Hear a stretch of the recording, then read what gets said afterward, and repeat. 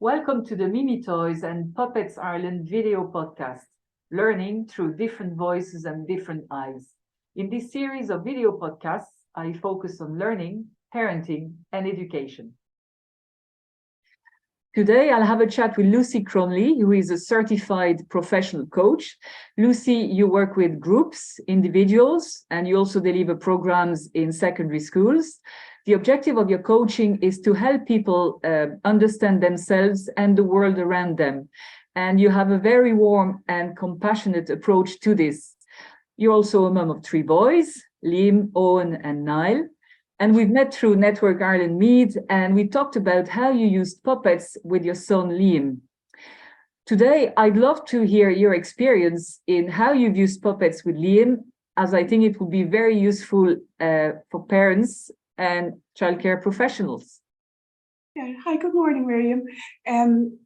Puppets are, well, when you and I met, I was so excited to find all the fabulous puppets that you have, and looking at different ways I'd use puppets with Liam to help him interact with the world and to interact with me.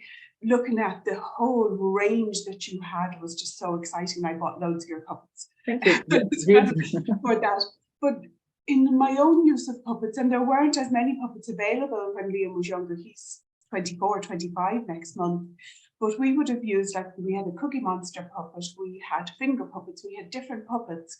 And what he liked about the puppets was that there wasn't as much animation in the faces of puppets, so it made them easier for him to relate to. It made it easier for him to explore the faces of the puppets that we did have.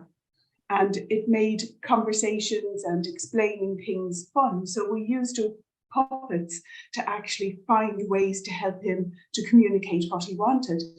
It also helped him in that he had lots of words, but he didn't always understand what those words meant. So we could use the puppets to action what the words meant. So the puppets gave us a whole way of playing, but actually learning for him as well, and learning in a way that wasn't too intrusive, because he found looking at people's faces just a lot of hard work when he was very little, but then discovering that there's information in faces. So it took us on a path of faces that didn't have too much information, which were puppets, to then able to transition to faces that had more information, which were humans. Yeah. So it was a nice segue into figuring out how you get information about the world around you for him. And did Liam like specific puppets? As you know, there are so many of them: animals, people, mouth moving, or a lot of features, or simple. So was there any? Well, we started off with different things. I used to draw a little puppet face on my finger, and he would draw one on his finger. So we'd have those kind of interaction. So it was nearly like making our own puppets. Or there were little finger puppets that we used to be able to get, like a little set of 10 finger puppets. And he liked those as well, that were like little people. He liked little animals. We used like a little iron giant as well at one point. And I don't know if you know that film. I love the story. It's one of my favorites with the kids. Oh my God. Yeah. Me too. And it was one of our favorites in the house at the time. But so we used all of those different things and different ways, and they were all like different characters with different things, and they brought different things. He often liked characters, like we had Postman Pat, and we had, so we had all these different little characters that he could relate to in some way already that we used. So there was a whole variety, and that's the fabulous thing about puppets. There is such a huge variety of them that so many of them can appeal. Absolutely. And what would you say the puppets have helped Liam with mainly, if you were to say that? Well, I think what the puppets were able to do, like, I think for a lot of children with autism or who are autistic, I'm not sure what frame of reference people like to use for that. I mean, I know with Liam, I had that conversation and said, do you want to be a person with autism or somebody who is autistic, and he just said to just call me Liam. So that's kind of where we go with that. But like sorry, I kind of lost track there. No, I'm just saying, what are the main things that you saw, help the puppets helped Liam with, Sorry, now I just got off track there. But I do get that bit because we talked about this absolutely easily.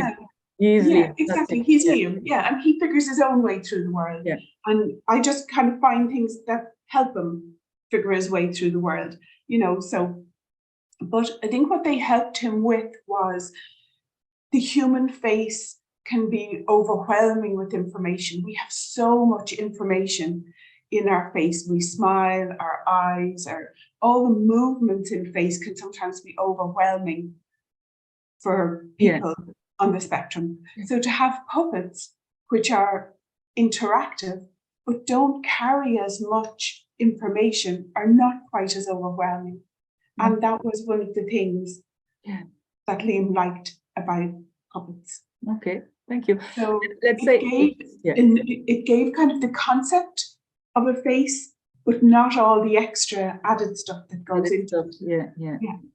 Okay, that's really interesting, Lucy. And for example, if you were meeting a young mom with a child, who on the spectrum or who has autism, what would you recommend? And maybe we can obviously enlarge to puppets, but other toys or things, because I know sometimes I do get calls, and even though I am not a play therapist, so if you're telling me I have a child who's needs to develop fine motor skills or sensory, I can direct you to the toys. However, if you say I have a child who has autism, I would assume, but I'd like to know what would be the recommendations. I think for me, and I'm saying this as a mum as well, I think it's about finding a way into their world, whatever that is. Like for Liam had lots of words but didn't understand. We kind of came at language from an odd angle, which was he had lots of words, and then we had to explain what those words meant and how those words were useful. And that's where puppets were kind of useful for us. Because, if Liam could say jump, he might be able to say jump, but he mightn't have known what that meant. So using a puppet to actually show what that meant, you could translate it to the puppet and then get him to translate it to himself. So it meant that he could start to figure out what different words meant. And that gave him, so instead of just saying words and repeating them because he heard them, it meant we could get into it that way. Yeah. He also liked stories and books, but I think he more liked the rhythm of the story and books, rather like we used to read a lot of Dr. Seuss books, and he liked a lot of the rhythm of those, but mightn't have understood a lot of them. But we could use puppets to act out what was happening in the book. Yeah.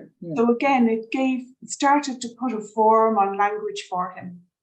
And so, but I think it's about finding what works. That was what worked for him, but I think it's about finding what works for your child and looking at, kind of what toys or what puppets can actually help them access the information that they need to round up their learning, to figure it out for them, their unique way of learning. Yeah, it is coincidental that we did talk about puppets, and you do have an enthusiasm yourself as a mom for puppets, which is also great. As a parent, it's also nice if we can bring our energy and passion to use the actual toys. So No, Lucy, I think that's brilliant. I think it's really, really interesting, and I really hope other parents might find this interesting for their own children. So thank you very much for your time. And the podcast will be available on the Mimitoys website and our YouTube channel. Thank you. Thank you.